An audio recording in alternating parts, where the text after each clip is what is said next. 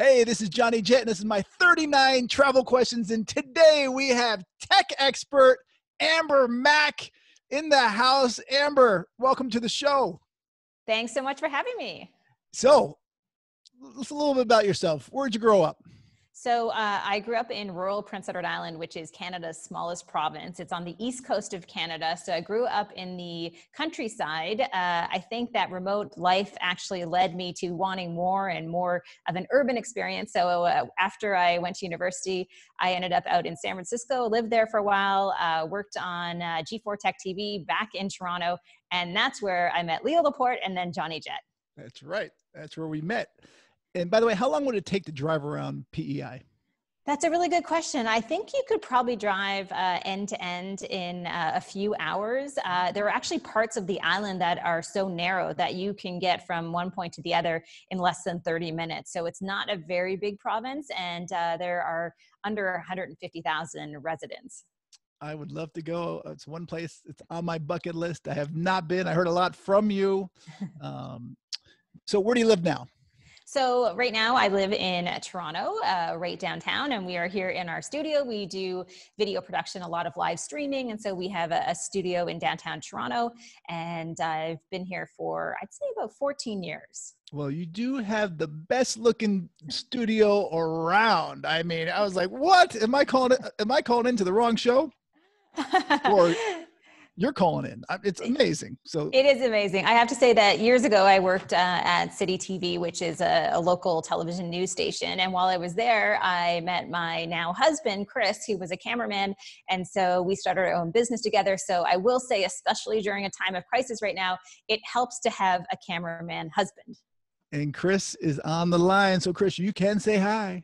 Hi, how are you? Oh, dear goodness. I'd like to get Chris in there. He's a great guy. How are you? By the way, where'd you go to college and what was your major?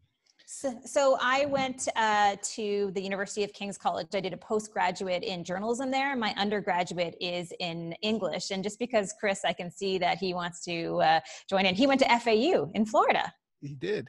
I did. I was an owl, studied philosophy. So that's coming in handy. There we go. And how are you Nothing like math doing with quarantine?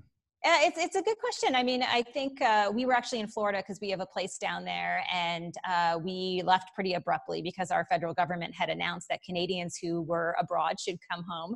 And so like good Canadians, we all followed the rules and we all got on planes. I think there were about a dozen of us that left on the same day. We came back to Canada, and fortunately, everybody in our family right now is healthy and safe. I think, you know, we're running our business. We're trying to create as much content as possible. But of course, it's difficult. I work as a keynote speaker, and I'm used to traveling to 50 events a year. And now I'm grounded like everybody else. Yeah, your son must love it. He does, actually. He's 11. So we've been having some quality time together. For sure. And what will it take for you to get back on a plane? Would you fly tomorrow? Yeah, it's a good question. No, I would not fly tomorrow. I mean, one of the biggest issues that I think in terms of flying right now is not that I'm worried about the actual experience of flying. I think there are ways to make that safer, but typically, of course, when you leave any geographic area or cross borders, there is the reality that you're supposed to self-isolate for 2 weeks. And I think that becomes very difficult coming home to your family. I don't want to live in my basement for 2 weeks. You know, we're trying to get out of that experience. Without a doubt. And what's your favorite American city? My favorite American city is probably Delray Beach, Florida. I will say that it's a city that we've gotten to know really well over the past few years. We bought a place down there, close to there, I should say, I guess maybe 9 years ago. And I feel as though Delray Beach is one of those towns that has really come into its own, and it just keeps getting better and better every year. Johnny, we have all these interesting connections through our life with Toronto and Delray Beach, so it's kind of funny. It's true. Fortunately, we've seen each other many times there. Our parents are, my dad's friends with your parents, and they've been very kind to him. So thank you for everything. And please tell him I said hello. How about internationally? What's your favorite city? Internationally, that's a good question. I would say that one of the cities that I've enjoyed traveling to the most is probably Tokyo in Japan. So I did a lot of traveling when I was younger with my dad, who did international consulting. And so I would tag along on trips with him. And I think Tokyo is just so dynamic and such a culturally just so different. I do find sometimes you travel around the world, as you do much more than me. And sometimes you get to cities and, you see the same things over and over again. So I like that it feels different there. You're a celebrity in Japan, because growing up you were, what's the famous book in Canada? I'm spacing on it. Anne of Green Gables. So that's a very famous novel by Lucy Maud Montgomery, which originated in Prince Edward Island, but has international attention. And when I was 13 years old, I was cast in a series of commercials for Panasonic where they wanted an Anne-like young girl to come and play this character. So I did all these commercials and billboards and magazines, and it was kind of a really surreal experience. That's amazing. Do they still recognize you when you go back? I think I've aged, Johnny. I think I've aged. It does not look like it. So I don't know. They have a new girl every year. They call them the Eolia girls. I don't know if they do it anymore, but when I went there, it was a pretty interesting time. A couple of years after we shot the commercials, so it was a big deal at the time, and I felt tall, so that was cool because I'm only 5'4". How many countries do you think you've been to? I counted that once. I think it was 26. So I haven't traveled a lot internationally since we had our son Connor. So I have done some trips to Europe, Australia, Brazil, but not as much as when I was younger. I find, I know you love to travel, but I do find it gets more difficult to do those international trips when you have a family. It does. So how many continents you've been to? That's a good question. If I count them right now. South America, obviously North America. Antarctica. No. 6. No. 6 in, because you already mentioned the others. Yeah, so no Antarctica. Africa? You've been to Africa? I have not been to Africa. So 5. What about you? I've been to 6. I've not been to Antarctica. Okay. I need to go, but I don't want to do the Drake Passage. Got it. Okay. Yeah, no, it's interesting because I always thought throughout my entire life that I would travel more and that would just be part of life. But logistically, sometimes it just doesn't make sense with younger kids. But I'm sure, like many people, I'll get back into the swing of things, especially when you do so much work travel. I think sometimes it's just nice to be home. For sure. Where do you think the friendliest people in the world are? The friendliest people in the world. I'm obviously a little bit biased, but I would say that the maritime province of Canada, which consists of Prince Edward Island, Nova Scotia, and New Brunswick, they have some of the friendliest people around. I could probably be a little broader and include Newfoundland, and that would be called Atlantic Canada. Once you include Newfoundland, it's referred to as Atlantic Canada. And the people there are just very, very down to earth. No one locks their doors, just very humble, very friendly. And it's just a lovely place to go visit. Yeah, you know what? I need to go, and you should be a spokesperson for them. I'm not sure why you're not, honestly. I know. I will say that we bought a house in Charlottetown, Prince Edward Island last year, which we redid. I probably mentioned this to you, but if you ever want to go with your family as things get better, make sure you connect with us because we have a house there, which is income property. Of course, for Johnny Jett, there is no payment. Hey, you do not have to ask twice. Thank you. We'll be there tomorrow. Actually, we'll wait till Canada opens up. I don't think Canada wants Americans right now, and I can't blame them. Well, I think it's, we're trying to keep everybody safe, right? That's the challenge I have right now is that many have had probably 25 speaking events that have been postponed, but they are scheduled to start up in August. My first event being in Chicago, Illinois for a healthcare organization. And even right now I have to ask, am I even going to be doing that trip? Even if it's logistically possible, do I want to do that and expose my family to the potential risks of that? Yeah, I'm going to bet no, but I hope I'm wrong. I really do. How about which country has the meanest immigration officers? Oh, that's a terrible question. I don't want to answer that. You don't have to. You don't have to answer it.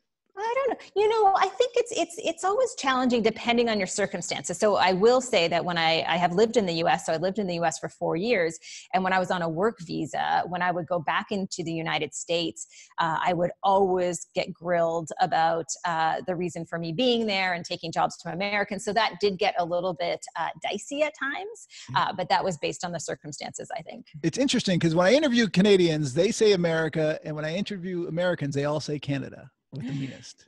Yeah, I think it's, it's like, but it's more of a sibling rivalry, don't you think? It's not. No, for sure. I mean, listen, we love Canadians in America, and the immigration officers are very difficult there, and they're tough. They're strict, but.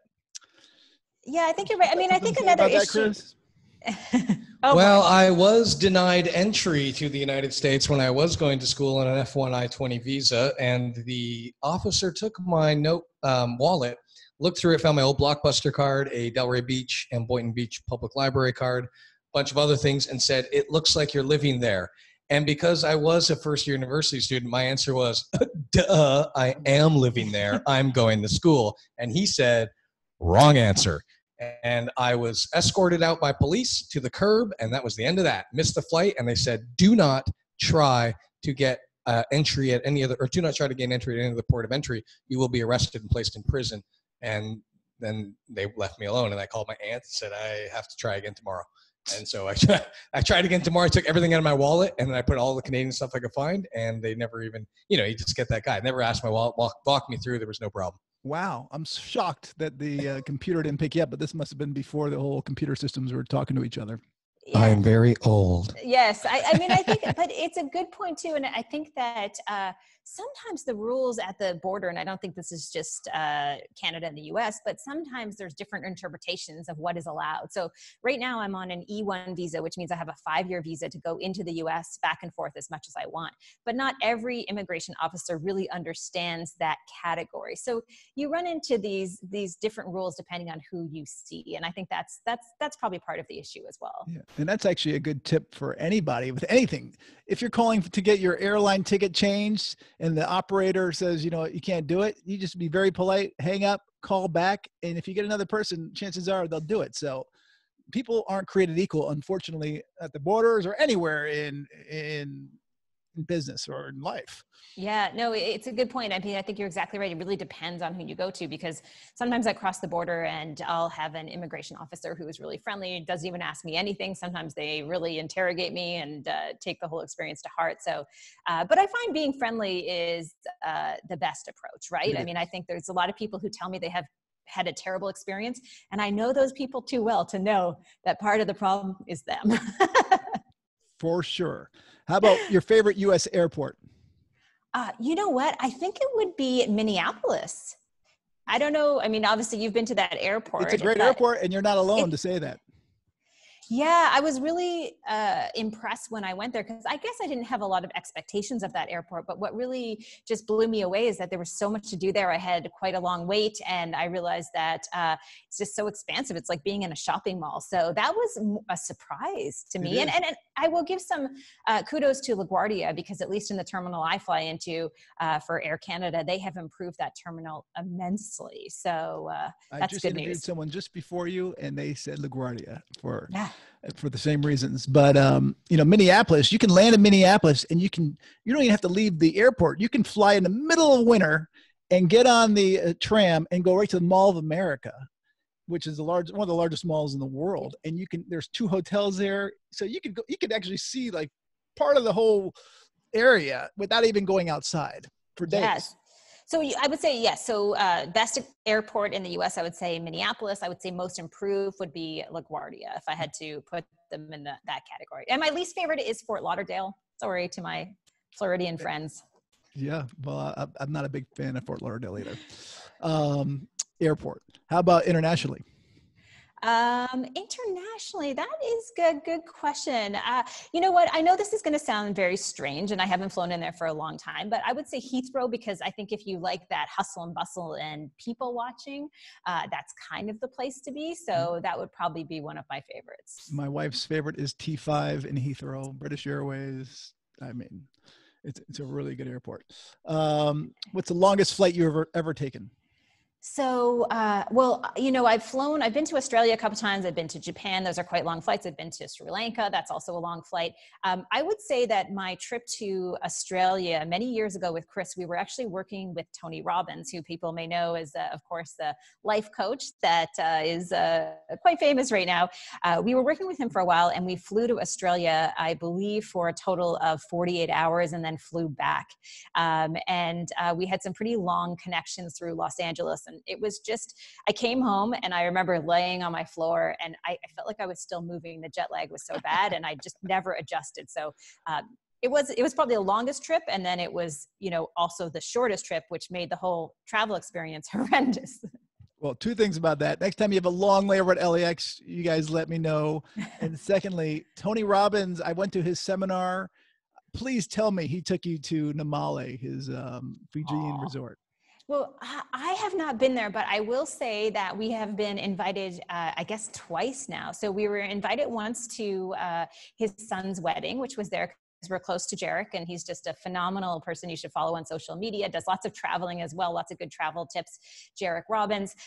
And then when we worked with a company called Shopify, where Tony Robbins was one of the mentors, we were supposed to go there. And I think just logistically, it wasn't possible. That's a long trip. I'm just hearing about this now. I was unaware that on 2 times we could have gone to Fiji. Well, I've taken my dad to Namale, and it's an incredible resort. So Tony wasn't there. I met him a couple times, but he was really nice. And I'm friends with his son on social, so I will actually ask him to be on the show. Yeah, you really should. Jarek is one of our favorite people. And interestingly, he is now living in Puerto Rico, which is, he moves all over the place. So not only does he travel a lot, but they also move a lot. Wow. I will hit him up. I was going to ask you, have you ever sat next to any famous celebrities on planes? So Tony Robbins, or he was on his jet?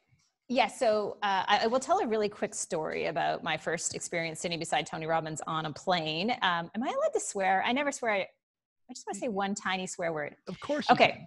I'm not a big swearer, but I will tell you that when I first met Tony Robbins, we were meeting about us doing some social media work with them. And so apparently, obviously his schedule is crazy. So the only time you really had to chat was between a flight between Toronto, Ontario and London, Ontario. It's a very quick flight, under an hour, on his private jet. So he invited me to come on his jet to have this conversation about doing business. I'm not the best flyer, always a little bit fearful on the plane. And so I got on the plane with him. And of course, it's this beautiful private jet, but it feels just like a small and terrifying plane to me. So we're flying and it's really rough weather. And I'm trying to talk to him about all the stuff that we can do together in the social media space. And he's so lovely and kind and everything. And then we get off the plane.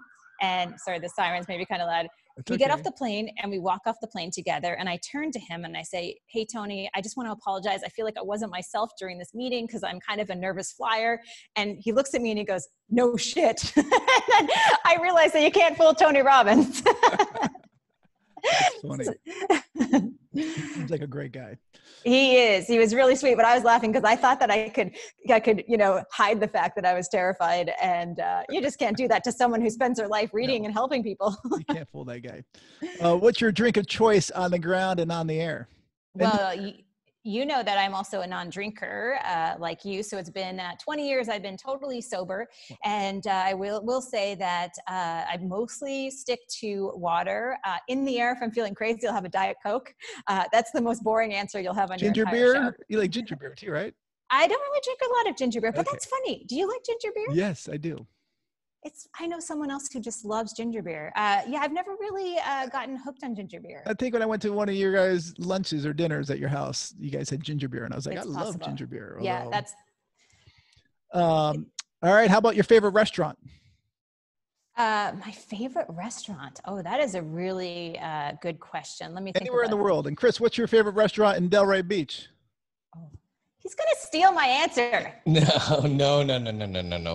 Are you kidding me? What? Don't point at me. I know you're pointing. I can still see you. What's your answer, Amber? You go first. Muscle Beach in Delray Beach, Florida, where they serve Prince Edward Island mussels all different ways, is awesome. I was going to go with the All-American Hot Dog Shack right there at Swinton. So because I know my town. I haven't been there either, so I'm going to have to check it out. What's the craziest thing you've ever eaten? The craziest thing I've ever eaten. So when I went to Japan for the first time with my dad on a business trip, I had alligator, and that was many years ago. So that would probably be the craziest thing I've ever eaten. I didn't love it, but I ate it. Yeah, it doesn't taste like chicken, or maybe it does. It's a little bit tougher. I've erased the memory, Johnny Jet. You're bringing it up. How about favorite hotel? My favorite hotel. Okay, let me think about this one. These are such good questions. I should have been more prepared. And don't for the say favorite. the Delray Beach Marriott. No, but it's a nice place, but I will not say that. Favorite Well, it's hotel. not a Marriott anymore. It's not. This is a good question. So this is really interesting. I did a speaking event in Southern Florida, south of Miami, at this exclusive resort that you have to basically get permission to come in and out of the resort. And I'm blanking on the name. No, Adventurous north. This is a little bit south. I'll find you the name and leave it in the comments. But Is it like Fisher's Island or something? Maybe no. It wasn't Fisher's Island, but it was close to that region for sure. Okay, I'll have to think about it. You know what? I'm actually going to do a blog post on this, and I'm going to send you the questions to make sure that everything's correct, and you can fill it in there. And by the way, while I'm talking about that, how can people find you on social and online? Yeah, so super easy. You can find me everywhere at Amber Mac, and I'm pretty active on Twitter, Facebook, Instagram, and super easy to find me. And I will get back to you on the hotel. You know what's funny is that I travel so much. I've stayed in so many hotels, and I think I just have this block because after a while they sort of feel like the same. What's your favorite hotel, just out of curiosity? I have so many, but for Australia, it was a Southern Ocean Lodge on Kangaroo Island, but it just burned down, which is terrible. Aww.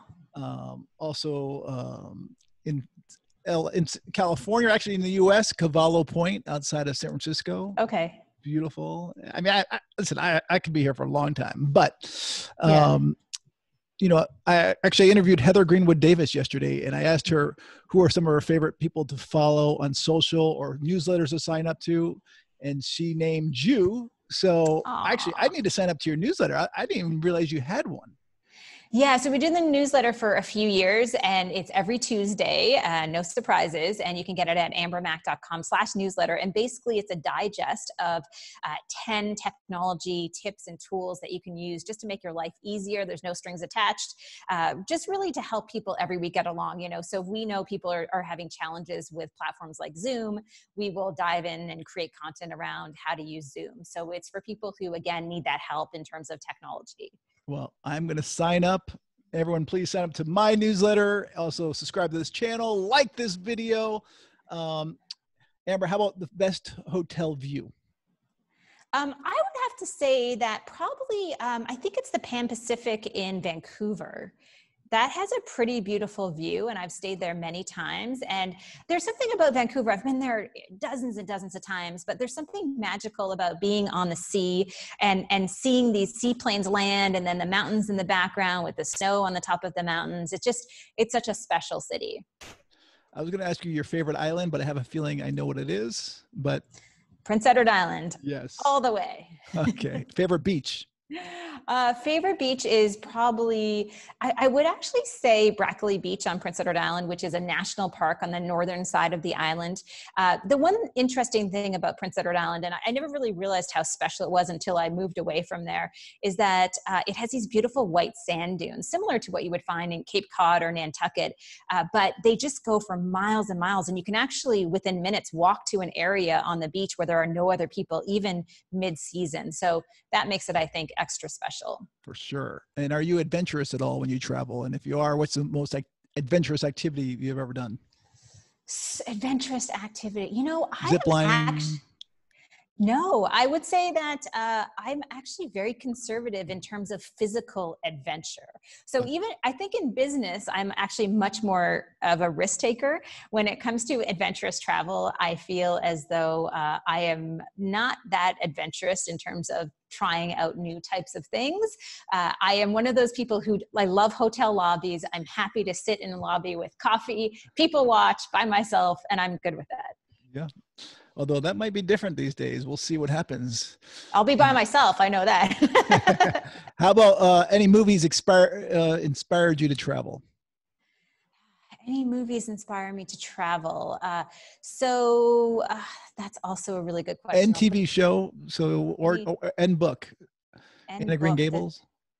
Yeah, I mean, I think that I can't say Anne of Green Gables again because it's getting to be a little bit of a cop-out in terms of traveling. But I'm trying to think, I have to say that and he's passed away, so it's so sad, but when Anthony Bourdain did his show on CNN and would travel to all these different areas in the world and try new food, I think that was one of the best travel/food shows that has ever been around. So I think that was always an inspiring program that I would watch. I agree. Without a doubt.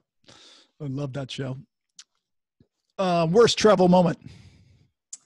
Oh gosh, how long do you have? I've had so many. Okay, so I'm just going to pick one. Okay, so I traveled to Washington State a couple of months ago, and I was there for a speaking event that was in rural Washington State. And I flew into Seattle Airport, and I had a car that was supposed to pick me up and drive me through the mountains to rural Washington State for my speaking event. So the car picked me up, and they had an address that was the incorrect address. That was a hotel in downtown Seattle, which I was not going to. When I told them where I actually needed to be, they said there was such bad weather over the mountains, they couldn't possibly go there because they didn't have chains on their tires. And so that didn't work out. When I tried to get a flight there, a tiny little plane, there were no flights available. So I just basically sat in Seattle Airport and felt helpless. That wasn't that long ago, so you can see how many bad experiences I've had. I guess so. Whoa. All right, most embarrassing travel moment, and I'm down to like 3 more questions. Oh yeah, no worries. So if there are moms watching, you will totally understand this. But after I had my son, I was traveling to Houston, Texas for a speaking event. And luckily, I was sitting in business class, which was definitely a joy. And I was also nursing, and it was one of my first trips while I was nursing. And I didn't really realize what would happen when you weren't nursing and you went away from your child, because it was my first and only child. So I go to Houston, and then all of a sudden I'm getting very engorged, and I'm on the plane in business class, and they're giving out the hot towels. And I basically asked for 2 and stick them down my shirt. And that was a moment for me where I realized that business travel for women versus men can be very different, especially after a baby. Wow. Yes, I would say so. What's your dream destination? My dream destination, I've never really spent time in Italy. I've been to Italy on tours. I did a Contiki tour when I was in college, those type of things. But I just think the countryside of Italy is so beautiful. And I'm friends with Debbie Travis. I'm not sure if you know her. She's a home design star on television. And she actually bought a villa in Italy where she does these retreats for women. And it's always been something I've thought about one day where I would love to go there and bring my mom as well. Awesome. I'm going to have to try and get her on the show too. You should. I can connect you. She's fabulous. That'd be great. Thank you. What's the most important thing travel has taught you? I think the most important thing that travel has taught me is to be patient. I have never quite understood the people who are always rushing through the airport, screaming at people who work there. I feel as though it lacks civility sometimes because people's expectations are just out of control. So I think when you travel a lot, you learn to be patient. If there's a mechanical issue, you definitely want them to fix that. So I think we have to be patient and kind throughout the process. So I see too much of people, I think, overreacting, and it's just not going to get you anywhere. And we really need to have more empathy during our travel. Agreed. I can use that as your best travel tip too, unless you have another one. Oh, please do. I mean, I think, well, I do have, that will be my best travel tip, but I will also say that I bring snacks everywhere I go because you never know when you're going to be able to get food or not. So I am one of those people who travels like a true mom, even if I'm by myself, where my bag is filled with snacks. So if you see me on a flight and you're hungry, just come over because I will be able to feed you. Well, that's a very good tip. And my last question for you is, like, what are some of your favorite travel apps, or what's one that not many people know about, or what do you use the most? Yeah. So, it's funny. I have my phone right here. So let me just bring this up so I can see. I think there's a bunch of travel apps that I use. Hipmunk, you might know them well. Yep, although they just went under. They did? Yes. Oh my gosh. They that's terrible. They were sold, and then they closed it. They tried to buy it back, and I'm pretty sure it's done. Although there could have been some update, but that's terrible. Yeah. But it was a great app and website. Yeah, that was great. I honestly have so many on my phone right now. I'll grab another one. So another one, I've used Silvercar quite a bit. Yes, that's great. And it's great. You know, I find, I love these services that are so consistent, right? With the experience, with the product that you're going to get. And I think Silvercar has done a really good job of that. And especially if you're traveling with kids and you can afford to use Silvercar, I know it can be a little bit pricier sometimes. There's nothing like someone coming to pick you up at the terminal. I think it just makes life easy when you know you have to rent a car. It does. And they're all brand new Audis. And these days Wi-Fi. with the whole COVID thing, they're really making it sure it's clean. Yeah, if you got to rent a car right now, that's a good one to do. Yeah. Amber, Mac, thank you very much for taking the time. Chris, thank you for joining in. Hey, I hope to see you guys in Delray, in LA, in Toronto, wherever. Prince Edward Island. Even better. PEI, baby. Yes, 2021. Follow Amber, Mac on all her social. Please subscribe to this channel and like this video. Thank you, guys. Thanks so much.